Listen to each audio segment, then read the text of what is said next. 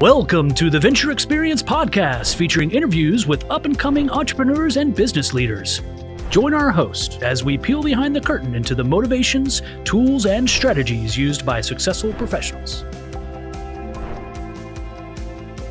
Well, welcome, everyone. We're so happy to have you join us today for the Venture Xperience podcast show.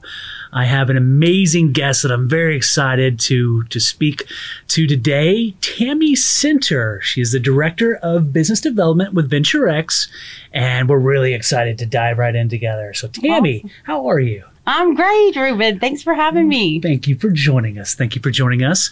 One of the big things and why I just love working with you, Tammy, you have such great experience in our industry. You are what I call a unicorn. Over 18 years of experience in the flexible office space industry. So give us a little bit of insight into your background and what kind of brought you here. Well, it's funny. The way I got into the industry, Ruben, is a friend of mine was she worked at Regis and she was looking for somebody that was completely reliable. And she said, "You want a new career change? Just come and work with me. You just have to answer the phones, and help a few of the customers. You'll love it, right? Just come and help me out." So needless to say that that one favor has kept me in this industry for 18 years, right? Wow. It's a long time. Well, what keeps you coming back? What's kept you in this industry for so long? What really drives you with your interest in this I think it's really the people. Not just the people that you work with, like how we work together, but it's the people that you meet along the way, right? It's the clients of the clients, Now we're working with different owners. So it's just the people that you're with. And you never do the same thing every day, no matter what. That's right. It's great there is no kind of monotonous path in the co-working industry. Every day is a new day, which is awesome. Every day.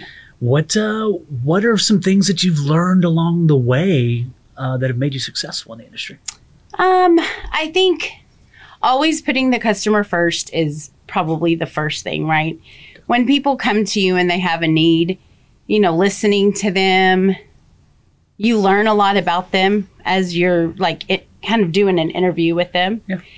And always putting their needs first, no matter what that entails, right? So maybe you meet them and they really don't need an office, but maybe a virtual office, but you really get to know them personally and professionally. Okay. So you learn about a lot of different industries too, right? So it's cool. And no two conversations are the same. Never. Because you're working with a diverse group of businesses and entrepreneurs and small businesses that come to us from all over, all walks of life. So that's great.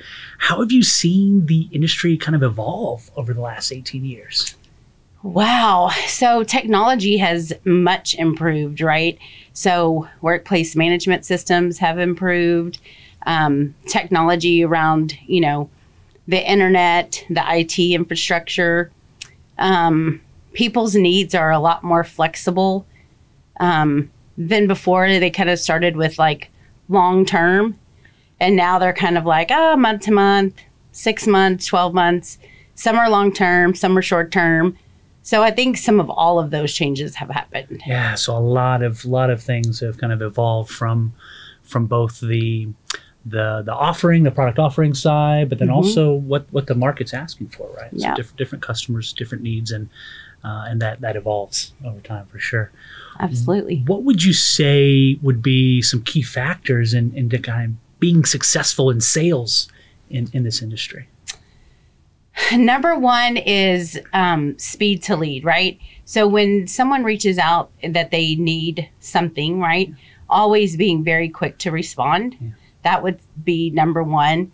Listening would be number two, right? Really listen to what the prospect is asking, what they need, what you have that can accommodate their needs, and not just what you need to sell, right?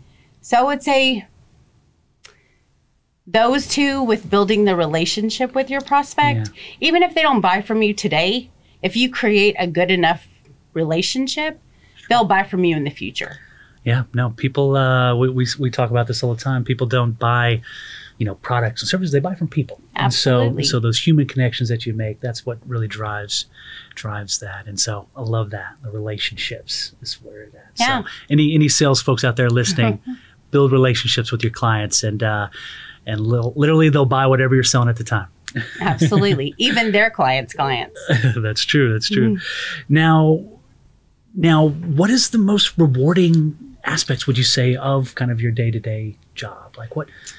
It's kind of changed throughout my career. So, in the beginning when I was working operationally, like taking care of clients' needs, making them happy, that was super rewarding, right? Yeah. Because you always got to please the customer. Even when you had something negative to kind of share with them, you could share something positive too, right? Yeah. So I would say in an operational function, that was probably a really rewarding opportunity. In sales, I think that meeting someone in the very beginning of their entrepreneurship, if you will, and then they're taking on what their dreams are and then making them come true, and then you're kind of a part of that. Yeah, that's pretty dang rewarding. Yeah, no, that's totally true. That's one of the best parts about our little niche industry here is exactly seeing these businesses grow and being a part of that, and seeing how it changes not only themselves for their families, but all of their employees and all of that, and that flexibility and agility that we provide them to be able to grow in the way they see fit. Yeah. So that's amazing. What would you say is something that has been the biggest struggle for you in this space and in this industry? I think the pandemic was a real struggle for us because, every business took a toll, right? Every business suffered a little bit, but it was hard to see the people that you work with, the people that you work for, clients struggled. Yeah. Our owners struggled. All of the operators have struggled.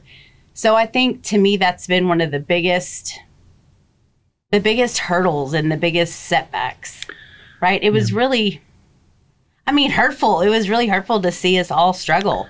Yeah, yeah. And something that we were so passionate about and we loved so much. Any positives that have kind of come forward through this whole, stuff that we've dealt with for the past few years throughout the pandemic? Well, I think since the pandemic that co-working was probably just an option, and it maybe wasn't one of the top 3, even 4 options. Yeah. I think now with the way that we offer the flexibility, ability to grow, downsize, move around, yeah. I think that companies will see us more as one of the top 2 options. Yeah. Right? So I think we'll have a much stronger demand going forward. Yeah. It just seems like no one's really going to go back to signing long-term office leases anymore. Most businesses don't know where they're going to be at in a year, let alone 5, 10, 15 years. So it just does make a lot of sense for businesses to sign those long-term office leases.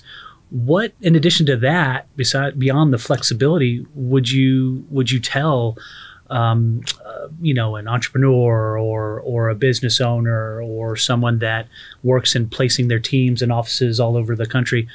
What would you tell them as benefits if they're on the fence about getting into flexible term office space? Well, what is so great about it is that and especially as an entrepreneur, you're going to meet other people who are just like you, right? Yeah. They're business-minded, professional people who are just trying to make their business grow, right?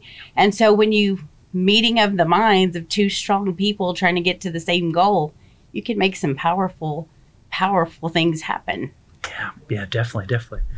And what would you say to any entrepreneur or investor that wants to invest in the co-working industry? I would say that, it's a passion of many people, including myself. We love it. It's going to be a really high demand. Yeah. And if you want a rewarding place, it's a great place to start. Oh, wow. Well, what would you say the industry's headed? So give us your foresight. Where do you see the future of the co-working industry? I think there's a lot of opinions, but I think that, again, it's going to be one of the top choices.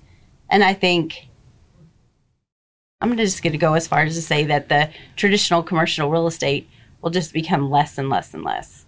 And everybody will look for a more flexible way to do business. So yeah, it's a disruptor to the Yeah. commercial real estate industry. Great. Well, thank you so much for all of your insight. What's problem. next for Tammy? What's a big goal that you have personally and professionally? I would really, since I've been at Venture X, we've grown, but I'd like to see us like double in size by the end of next year. Yeah, no, that's a huge lofty goal, but Yeah, plenty of opportunity to make that happen. Yeah, absolutely. Well, it is always a pleasure working with you. You make every experience with anybody that you work with positive. So Thank you. I will give you your kudos there. and at the end of the day, loving where you work, you got to love the people that you work with. And Tammy and I, we enjoy coming to work and working with each other. So thank you so much for your time, Tammy. You. And look forward to seeing much more successful stories and things coming from Tammy in the future. Absolutely. Thank you. Thank you, folks. Venture X is a locally owned and globally connected portfolio of co-working spaces providing businesses with on-demand office space and services to run their company. To book a tour, visit www.venturex.com. When you need a space for your next business, X marks the spot.